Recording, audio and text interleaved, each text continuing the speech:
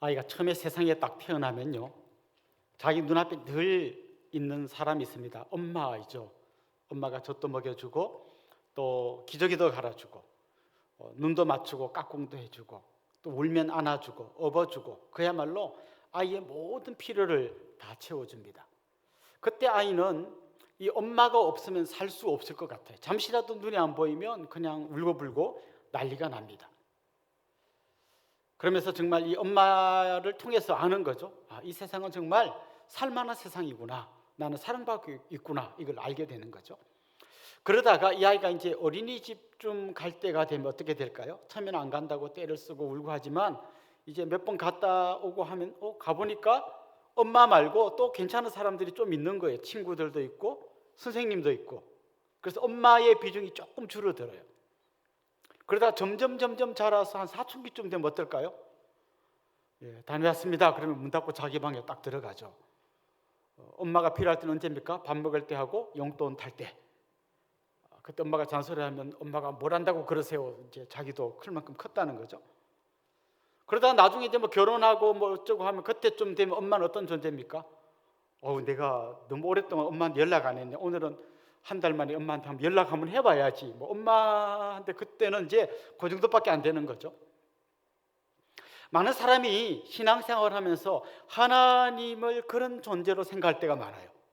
내가 힘들고 어려울 때는 막 하나님 아니면 안 됩니다. 하나님 제발 도와주십시오, 살려주십시오 하다가 내가 힘이 생기고 내가 스스로 뭔가 좀 잘하는 것 같으면 하나님이란 존재는 굉장히 작게 느껴집니다. 하나님 없이도 얼마든지 내 혼자 힘으로 다 살 수 있을 것 같습니다. 단지 하나님은 주일날 예배 드릴 때 잠깐 찾아뵙는 그 정도 분으로 이렇게 축소될 때가 많이 있습니다. 그런데 여러분, 하나님과 엄마는 다릅니다. 엄마는 진짜 아이가 자라가면서 엄마보다 더 키도 커지고 힘도 세지고 돈도 더 많이 벌고 아는 것도 많아지고 역전의 순간이 옵니다. 그런데 하나님과 우리 사이는 어떻습니까? 100만 년이 지나도 우리는 하나님을 따라갈 수가 없습니다. 그런데 우리는 종종 착각하는 거죠. 내가 뭔가 좀 잘 되고 내가 힘 있고 돈 잘 벌고 건강하고 이럴 때는 하나님 없이도 얼마든지 내가 잘 살 수 있을 것처럼 착각하게 되는 겁니다. 우리나라의 정부 부서에 여러 가지 부서들이 있습니다. 교육부, 국토교통부, 기획재정부, 과학기술정보통신부, 국방부, 산업통신자원부, 보건복지부, 굉장히 많은 부서가 있어요.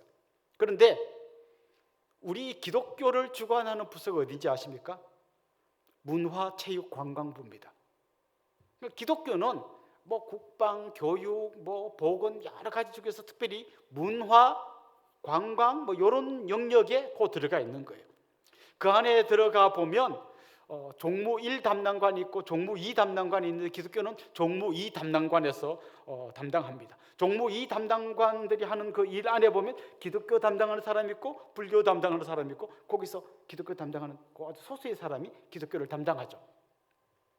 그러니까 정부에서 볼 때 기독교는 굉장히 많은 여러 영역 중에 한 부분인 거죠. 그런데 여러분 스스로에게 한번 질문해 보십시오. 여러분에게 신앙생활은 어떤 겁니까?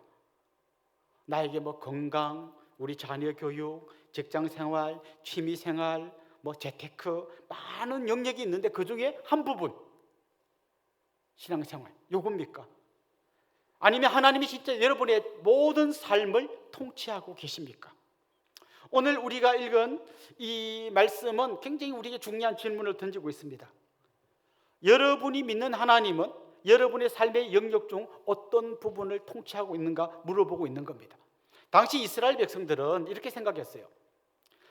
하나님은 목축의 신이다. 여호와 하나님은 목축의 신, 산의 신이다. 대신 이 평지의 신, 그리고 비를 내리고 농사를 짓게 하는 신은 바알이라고 생각했어요. 또 나라와 나라 간의 전쟁을 할 때 보면 예를 들면 바벨론이라는 나라가 굉장히 강하고 전쟁해서 이기자네 그러면 나라와 나라의 전쟁은 그들의 신과 신의 전쟁이라고 생각했는데 바벨론이 센 걸 보고 전쟁할 때는 바벨론의 신 마르둑을 의지해야겠구나. 그래서 농사 지을 때는 바알신, 전쟁할 때는 마르둑신, 그렇지만 또 하나님을 섬기는. 성경 읽을 때 우리는 종종 이해가 되지 않을 때가 많습니다. 왜 이렇게까지 바알을 섬기려고 이렇게까지 애를 쓸까? 근데 돌아보면 어쩌면 이게 우리의 모습이라는 거죠.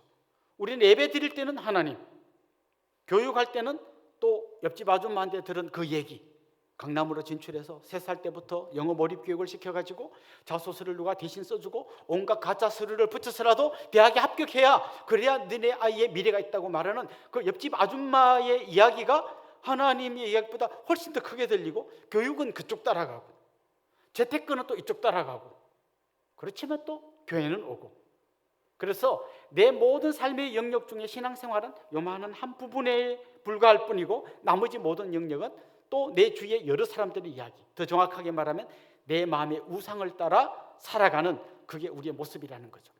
그런데 오늘 읽은 이 시편은 우리에게 이런 것을 이야기합니다. 하나님은 우리 삶의 지극히 적은 일부만을 통치하시는 분이 아니라 우리 삶 전체를 다스리시는 분이시다.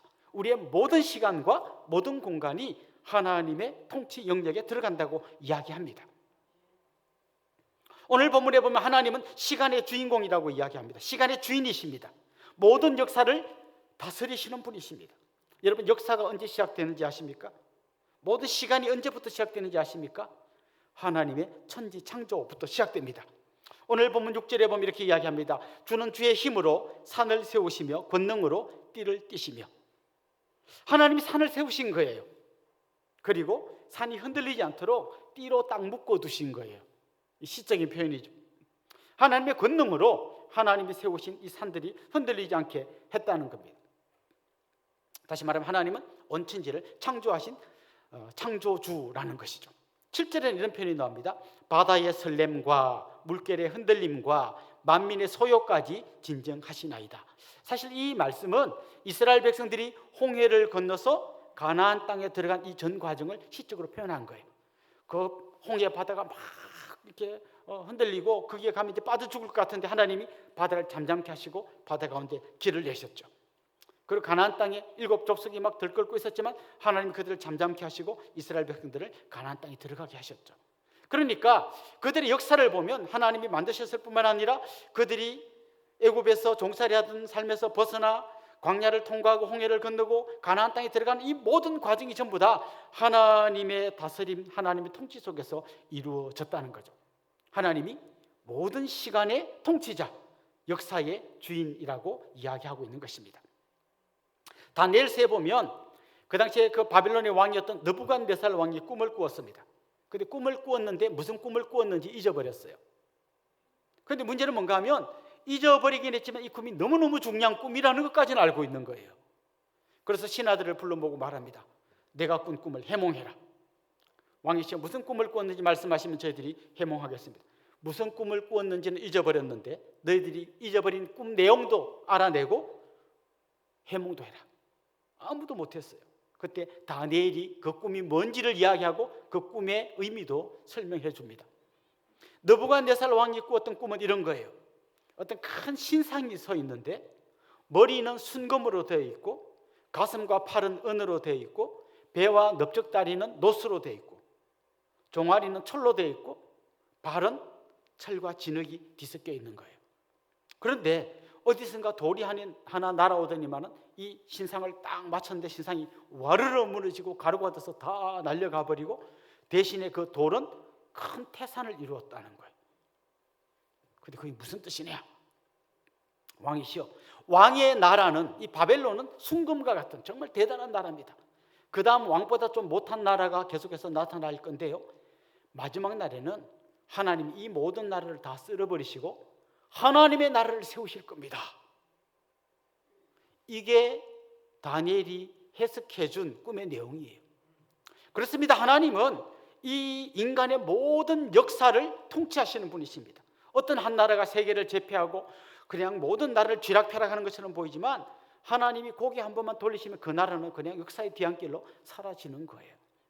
지금 우리나라 주위에 막 강대국들이 막 딱 포진하고 있지 않습니까? 뭐 러시아, 중국, 미국, 일본 위에 막 북한까지 해서 그 안에 우리는 딱 끼어 있습니다. 여러분, 우리는 어느 나라에 붙어야 살 수 있을까요? 누구랑 한 편을 먹어야 될까요? 저는 정치적으로 많은 분들이 할 얘기는 있을 거라고 생각하고요, 여러분의 정치적 견해는 있을 거라고 생각해요. 그렇지만 성도의 견해는 한 가지입니다. 우리는 하나님 편에 붙어야 합니다. 예, 미국이나 중국 어디 붙어야 되냐 막 그런 걸로 이야기할 때 우리는 어디지? 그 둘 중에 하나를 고르는 게 아니라 우리는 하나님 편에 붙어야 되는 거예요. 왜냐하면 하나님이 역사의 주인이시기 때문에 그렇습니다. 그렇습니다. 하나님은 역사의 주인이십니다. 역사의 완성자이십니다.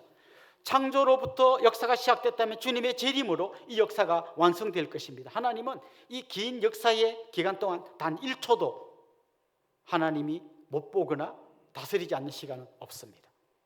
공간은 어떨까요? 오늘 본문엔 5절 9절에 보면 땅끝이라는 말이 나옵니다. 그리고 먼 바다라는 표현도 나옵니다. 하나님은 땅끝까지 먼 바다까지도 통치하시는 분이십니다. 더 정확하게 말하면 하나님은 이 지구를 넘어 온 우주를 통치하시는 분이십니다. 제가 말을 굉장히 쉽게 했지만 우리는 우주의 넓이를 모릅니다. 빛의 속도로 몇백만 년을 달려가도 우리는 우주의 끝까지 갈 수 없습니다. 전부 다 알아듣는 것처럼 이야기하지만 여러분, 빛의 속도로 몇백만 년을 가는 이 거리가 어느 정도인지는 상상이 안 되는 것이죠. 다시 말하면 하나님은 이 모든 공간을 통치하시는 분이십니다. 시편 139편에 보면 이런 말씀이 나옵니다. 내가 주의 영을 떠나 어디로 가며 주의 앞에서 어디로 피하리이까. 내가 하늘에 올라갈지라도 거기 계시며 소홀에 저 땅 밑에 내 자리를 펼지라도 거기 계시니이다. 내가 새벽 날개를 치며 바다 끝에 가서 거할지라도 곧 거기서도 주의 손이 나를 인도하시며 주의 오른손이 나를 붙드시리이다. 하나님은 땅 끝까지, 온 우주 끝까지 통치하시는 분이십니다. 그러니까 하나님은 이 시간이라고 하는 시줄과 공간이라고 하는 날줄을 가지고 이렇게 촘촘하게 마치 옷감을 짜는 어떤 장인처럼 모든 시간과 모든 공간을 다 통치하시고 다스리시는 분이십니다. 그렇습니다. 하나님의 이 시간과 공간 속에서 하나님 단 1초도, 단 한 뼘도 하나님이 다스리지 않는 시간이나 공간은 없습니다. 근데 우리는 자꾸 잊어버리는 거죠. 하나님 마치 우리 신앙생활 여기 있으면 필요한 분이고 나머지는 다 내가 알아서 하는 것처럼 착각하는 거죠. 그래서 바울은 에베소 성도들을 위해서 기도할 때 이런 기도를 드렸습니다. 하나님의 이 크기를 좀 알아가도록, 그리고 그 하나님께서 베푸신 그리스도를 통해서 베푸신 그 사랑을 좀 알아가도록 기도하면서 이렇게 기도했습니다. 그 너비와 길이와 높이와 깊이가 어떠함을 깨달아. 하나님의 모든 충만하신 것으로 너에게 충만하게 하시기를 구하노라.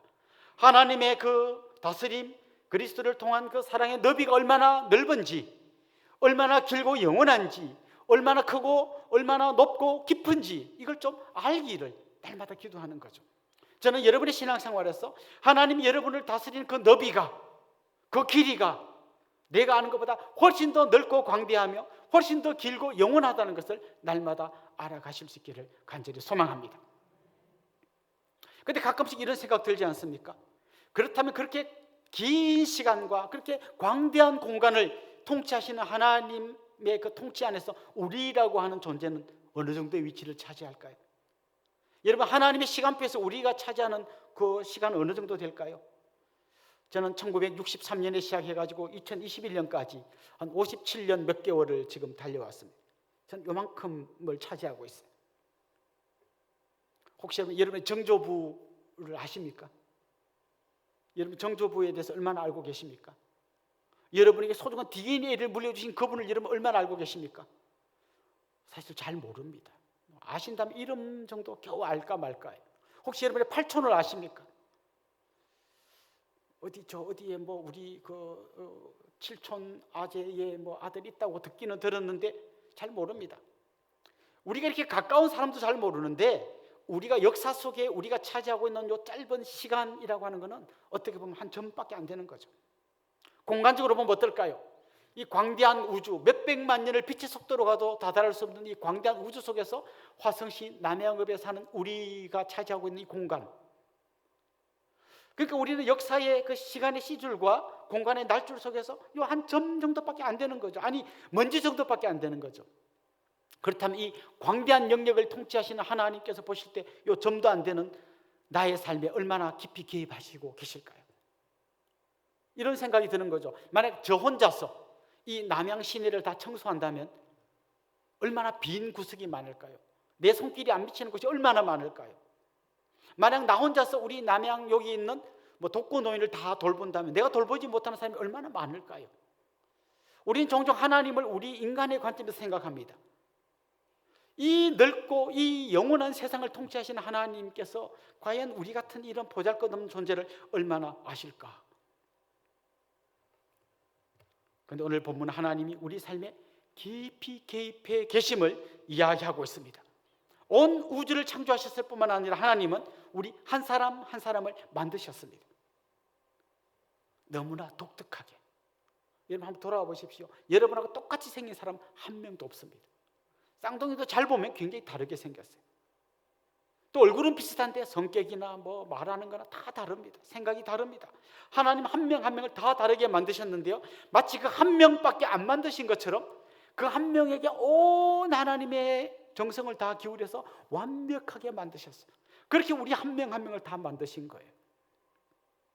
그렇게 우리를 만드셨을 뿐만 아니라 우리를 구원하셨습니다. 자기 아들 예수 그리스도를 보내셔서 그 예수님이 십자가에 처참하게 돌아가시면서 나의 하나님 나의 하나님 어찌하여 나를 버리시나이까, 그 울부짖는 아들의 울음소리를 들으면서 하나님 우리를 구원하셨습니다. 오늘이 고난주간입니다.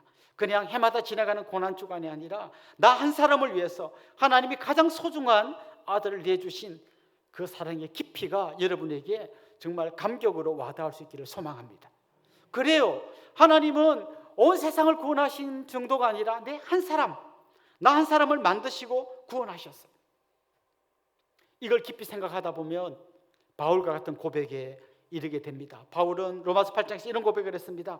자기 아들을 아끼지 아니하시고 우리 모든 사람을 위하여 내주신 이가 어찌 그 아들과 함께 모든 것을 우리에게 주시지 아니하겠느냐. 하나님 우리를 창조하셨고 우리를 구원하셨을 뿐만 아니라 우리 삶에 깊이 개입하셔서 우리를 통치하고 계신다는 것이죠. 9절 말씀 한번 봅시다. 땅을 돌보사 물을 대어 심히 윤택하게 하시며 하나님의 강에 물이 가득하게 하시고 이같이 땅을 예비하신 후에 그들에게 곡식을 주시나이다. 하나님이 땅에 물을 대주시고 곡식이 열리게 해주신다는 거예요. 이 말은 다른 말은 이런 거죠. 농사는 바알이 짓게 해주는 게 아니라 농사도 하나님이 짓게 해주시는 거라는 거죠. 다시 말하면 하나님은 단지 어떤 특정한 영역에 들어가 계셔서 거기서만 일하시는 분이 아니라 내 삶의 구석구석까지 개입하셔서 나와 함께 하시는 분이시라는 거죠. 자, 그렇다면 여러분 한번 스스로에게 질문을 던져보십시오. 교육은 어떤 거죠? 앞에서 말씀드린 강남에 진출해서 3살부터 영어 몰입교 해가지고 누가 대신 자소서를 써주고 거기다 가짜 서류를 붙여갖고 합격하는 그 쫓아가는 게 아니라 내 교육을 통치하시는 하나님 앞에서 모든 지혜와 지식의 근본은 여호와를 경외하는 것이다. 이게 먼저다. 그리고 정말 이 아이가 좋은 명문대학에 들어가는 것보다는 하나님 잘 섬기고 하나님께서 말씀하신 대로 이웃을 사랑하는 아이로 크는 게 그게 먼저다. 그 다음에 이 아이가 공부를 잘하면 공부 잘하는 데로 가고 그림을 잘 그리면 그림 잘 그리는, 음악을 잘하면 음악 잘하는 그런 걸 해서 그냥 하나님이 주신 그 달란트로 열심히 살아가게 한다. 우리는 다른 옆집 아줌마가 말하는 것과 다른 답을 내놓을 수 있어야 하는 거예요. 그럼 우리 재테크는 어떻게 해야 됩니까? 우리 예수 믿는 사람이 주식 사도 됩니까? 안 됩니까? 사실 저는 뭐 주식에 대해서 전문가가 아닙니다. 그런데 저는 한 가지는 말씀드릴 수 있어요. 우리가 어떻게 돈을 모으느냐보다 더 중요한 것은 이 돈을 어떻게 쓰는가가 더 중요해요. 여기에 대한 그림이 없는 사람이 단지 그냥 대박만 터뜨리려고 한다면 그거는 어떤 곳에 투자를 해도 잘못된 거예요. 그런데 정말 하나님께서 주신 분도 하나님이시고 나한테 청지기 사명을 주셔서 이걸 나눠주게 하셨다는 것을 믿음으로 고백할 수 있다면 그 사람이 건강한 기업에 투자하는 것은 저는 아무 문제가 없다고 생각해요. 그런데 막 무조건 대박 터뜨리고 막 그냥 한 방에 모든 걸 끝내려 하는 것은 무조건 잘못된 것이지만 건강한 우리의 삶이 필요한 것이죠. 우리가 얼마 전에 희년 헌금을 했습니다. 우리가 뭐 재난지원금 받은 거 그 중에 일부를 떼서 어떤 분은 10만 원, 뭐 20만 원, 뭐 5만 원 헌금을 해서 1,600만 원 정도의 희년 헌금이 들어왔습니다. 솔직히 말해서 여러분, 아무리 여러분이 부자여도 10만 원 있으면 고기라도 한번 더 사 먹고 우리한테 필요한 돈이잖아요. 그런데 우리 성도들이 그걸 모았습니다. 그리고 약 20명 정도에게 1차로 50만 원씩을 도왔습니다. 그 중에 한 분의 이야기를 들었어요. 어린 아이를 병으로 잃었습니다. 그 과정에 병원비 다 소진하고 아이 간호하느라고 직장도 다 잃어버리고 정말 하루하루 살아가는 게 지옥 같은 그런 분에게, 교회도 안 다니는 분이죠. 그런 분에게 이 50만 원이 전달된다는 얘기를 듣고 그분이 대성통곡했다는 거예요. 아무도 나를 돌보지 않는데, 아무도 내 이 아픔을 알아주지 않는데, 나는 심지어 교회도 안 다니는데 성도들이 자기들이 귀한 돈을 모아서 도와준다는 얘기를 듣고 이분이 대성통곡했다는 거예요. 내가 이 성도들에게 갚을 길은 없지만 감사의 편지라도 쓰겠노라고 하는 이야기를 제가 전해 들었습니다. 그렇습니다. 우리는 돈은 내가 알아서 하는 게 아니라 이 재물도 하나님의 통치를 받아야 되고, 자녀를 교육하는 것도 하나님의 통치를 받아야 되고, 심지어 내가 운전할 때 운전할 때도 하나님의 통치를 받고 운전해야 되는 거죠. 그래서 내 앞에 막 끼어들고 난폭 운전해도 내 옆에 계신 주님의 그 임재를 내가 알기 때문에 한번 내가 넓은 마음으로 품어줄 수 있는 거죠. 청소를 할 때도, 설거지를 할 때도 정말 주님께서 내게 이 귀한 사명을 맡겨주신 감격과 기쁨으로 찬송하며 예배하는 마음으로 감당하는 것이죠. 우리가 이제 다음 주부터 좀 환경 운동을 같이 하려고 하는데요, 그냥 우리 편한 대로 뭐 플라스틱 제품 막 쓰고 막 버려가지고 이 지구가 지금 병들어 가고 있습니다. 계속해서 지구온난화가 일어나고 있고, 지금 코로나 이런 문제도 깊이 들어가 보면 우리 인간이 다 함부로 하나님 맡기신 이 피조 세계를 잘 다스리지 못하고 잘 돌보지 못하고 너무 함부로 해서 이렇게 된 거예요. 그래서 우리 편할 대로 내 알아서 사는 게 아니라 조금 불편해도 정말 하나님이 우리에게 맡겨주신 이 일을 감당하는 거예요. 그래서 우리는 교육을 하든 돈을 벌든 뭐 환경을 보든 모든 삶의 영역을 하나님이 다스리고 있다는 것을 믿음으로 고백하며 살아야 하는 것입니다.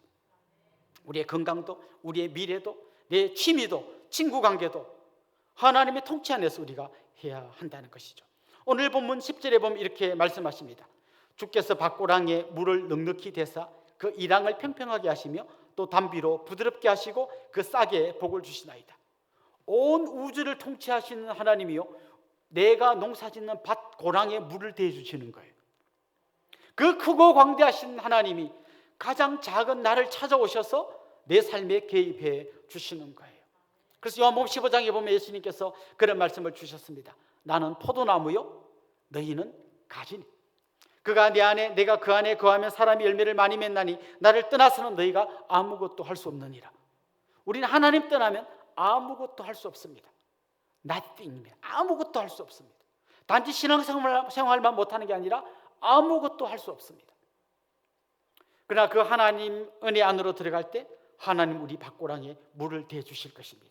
11절 12절 한번 봅시다. 이렇게 말합니다. 주의 은택으로 한 해를 관씌우시니 주의 길에는 기름방울이 떨어지며 들의 초장에도 떨어지니 작은 산들이 기쁨으로 띠를 띄었나이다. 조금 쉬운 말로 번역된 현대인의 성경에는 이렇게 번역되어 있습니다. 주께서 한 해를 이렇게 축복함으로 가는 곳마다 모든 것이 풍성합니다. 들의 풀밭도 풍성함으로 산들이 웃음꽃을 피웁니다. 그러니까 하나님이 내 삶에 개입하셔서 나를 풍성한 삶으로 이끌어 주신다는 것이죠. 그런데 이 말씀을 들으면서 약간 고개가 갸우뚱한 분도 있을 겁니다.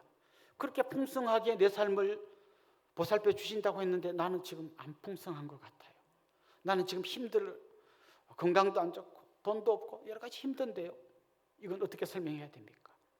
오늘 본문 1절 2절이 거기에 대한 답입니다. 한번 여러분 같이 읽어볼까요? 하나님이여 찬송이 시온에서 주를 기다리오며 사람이 서원을 주께 이행하리이다. 기도를 들으시는 주여 모든 육체가 주께 나오리다. 여기 보면 찬송이 시온에서 주를 기다린다 이런 표현이 나옵니다. 이 기다린다라는 표현이 있는데요, 이 기다린다라는 말을 다른 말로 번역하면 침묵하다는 거예요. 이런 거예요. 하나님이 내게 베풀어 주실 그 풍성한 삶을 기대하며 찬송하며 기뻐 뛰고 싶은데 아직은 그럴 때가 아닌 것 같아요. 주님, 아직은 내가 더 기다려야 되는 것 같아요.